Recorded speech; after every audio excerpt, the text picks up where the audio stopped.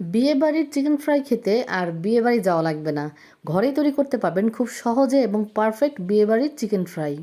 Hello everyone, আসসালামু আলাইকুম। Welcome back to my channel মিষ্টি ফুড বাই লিপি। আজকে তৈরি করে দেখাবো খুবই সুস্বাদু মুচমুচে আর ক্রিস্পি জুসি চিকেন ফ্রাই, তাও আবার একবারে বিয়েবাড়ির স্বাদে। তো চলুন রেসিপি শুরু করি।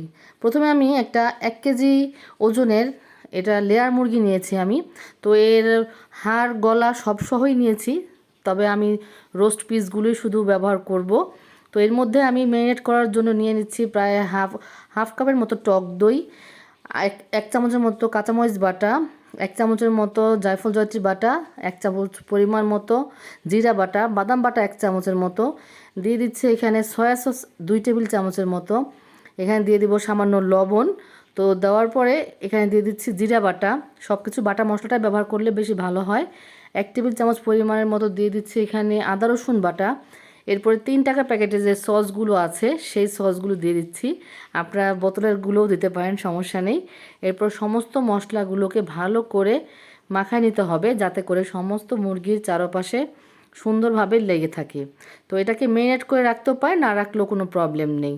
তো এখন এটাকে রেখে দেবো 10 মিনিটের জন্য। চলে যাব মূল রান্নায়। একটা হাঁড়ির মধ্যে নিয়ে নিচ্ছি হাফ কাপের মতো তেল। তো তেলের মধ্যে দিয়ে দিচ্ছি আস্ত গরম মশলা, এলাচ, দারচিনি, তেজপাতা, লবঙ্গ। তো দেওয়ার পরে দিয়ে দিচ্ছি এখানে প্রায় হাফ কাপ বা 1 কাপের মতোই পেঁয়াজ। তো পেঁয়াজটাকে একটু ভালো করে ভেজে নেব, একটু সফট হওয়া পর্যন্ত। একবার লাল লাল করে ব্রাউনের কোনো প্রয়োজন পড়বে না।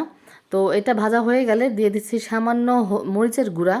আর আগে থাকতে তো সমস্ত মশলাগুলো আমরা মুরগিতে মাখাই নিয়েছি। তো দেওয়া হয়ে গেলে সমস্ত মুরগিগুলোকে, মাংসগুলোকে দিয়ে দিচ্ছি এই মশলাটার মধ্যে, পেঁয়াজের মধ্যে। এরপরে বাটিটা ধুয়ে সামান্য পানি দিয়ে মশলাটাকে বেশ কিছুক্ষণ কষিয়ে নেব। তো একটু ভালো করে কষানো হয়ে গেলে এটাকে ঢাকনা চাপা দিয়ে পানি ওঠা পর্যন্ত রান্না করতে থাকবো। তো মশলাটা কিন্তু খুব সুন্দরভাবে কষানো হয়ে গেছে, মুরগিটাও এখানে কষানো হয়ে গেছে। তো এখানে মাংসটা যাতে সেদ্ধ হয় সেই পরিমাণ অনুযায়ী এখানে আমি হাফ কাপের মতো পানি দিয়ে দিচ্ছি। চাইলে এখানে দুধটাও দিতে পারেন, তবে আমি এখানে দুধ ব্যবহার করছি না। এরপর ঢাকনা চাপা দিয়ে ঢেকে রেখে দেব সেদ্ধ হওয়া পর্যন্ত। একেবারে মশলাটাকে গামাখা গামাখা করে সেদ্ধ করে নেব। ভালো করে এটাকে রান্না করা হয়ে গেলে এখন এটাকে মোটামুটি ঠান্ডা হওয়ার জন্য একটা সাইডে রেখে দেব। তো দেখুন কত সুন্দরভাবে রান্না করা হয়ে গেছে। এখনই কিন্তু খুব জুসি আর খুব টেস্টি একটা রোস্ট রান্না হয়ে গেছে। তো এখন ফ্রাইয়ের জন্য নিয়ে নিচ্ছি টোস্ট বিস্কুটের গুঁড়া, আপনারা ব্রেড ক্রামও নিতে পারেন।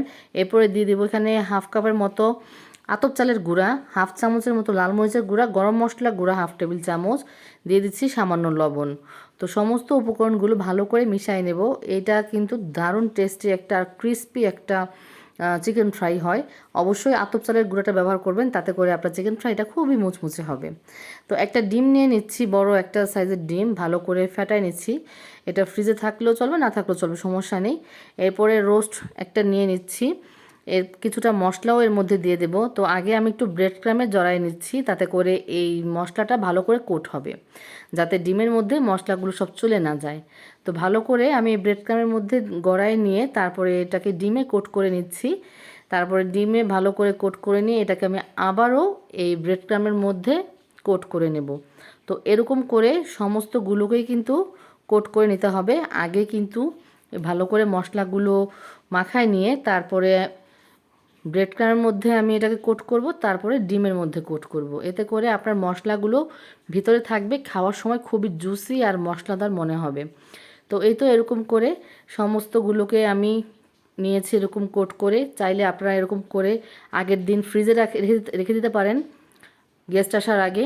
এরপরে যখন গেস্ট আসবে তখন এটাকে সুন্দর করে ভেজে নিতে পারেন। তো আমি এখন চলে যাব ভাজার জন্য। একটা ফ্রাই প্যানে পর্যাপ্ত পরিমাণে তেল দিয়ে দিয়েছি।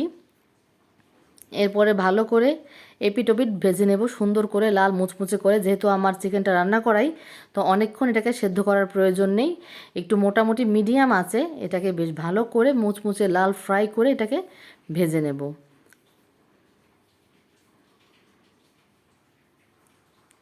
তো অবশ্যই এরকম করে বাসায় একবার হলেও ট্রাই করবেন। এর উপরটা এতটাই ক্রিস্পি আর ভেতরটা মশলাদার আর জুসি চিকেনে ভরপুর।